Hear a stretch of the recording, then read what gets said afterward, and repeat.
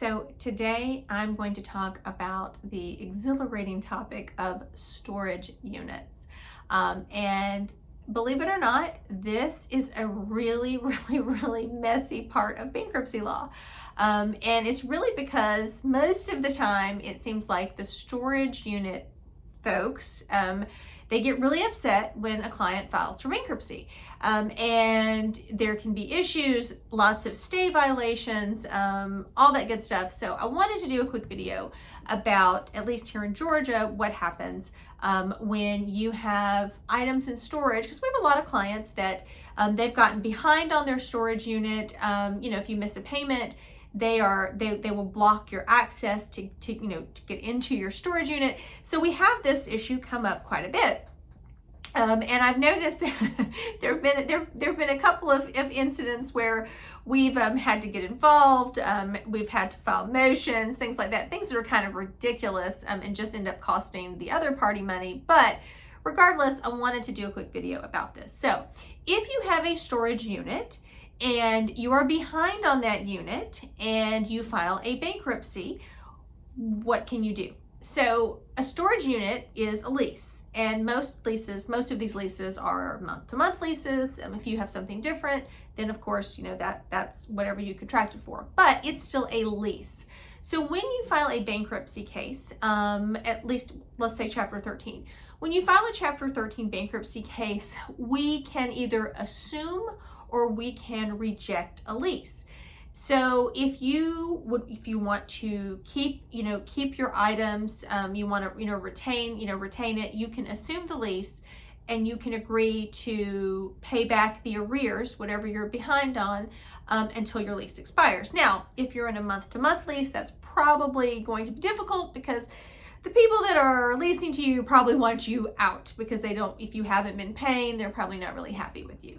So if you have a month-to-month lease, you do want to list that in your bankruptcy case, but here's the good news.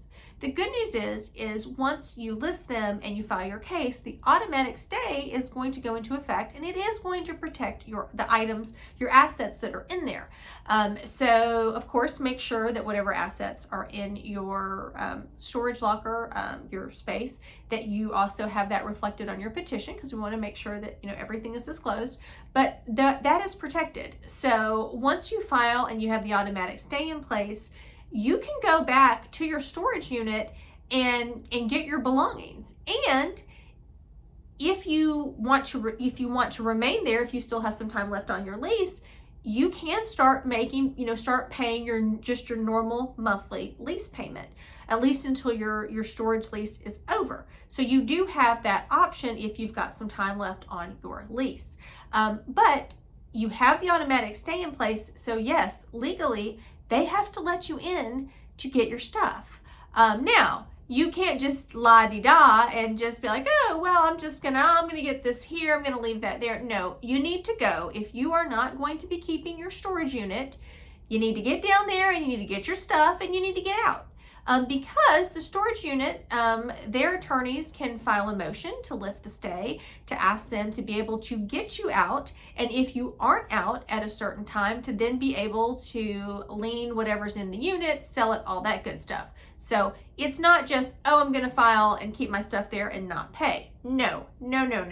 It's either I'm going to file, I'm going to stay, but I'm going to start, making my payments on my storage unit, or I'm going to file, I'm going to go get my stuff out of the unit, and I've listed these folks in the bankruptcy, so whatever you owe them, of course, depends on if you're a 7 or a 13 or, what kind of plan you're in, that's how they will either get repaid in a 13 if you are repaying unsecured creditors, or in a Chapter 7, they won't get anything. It'll just be wiped out.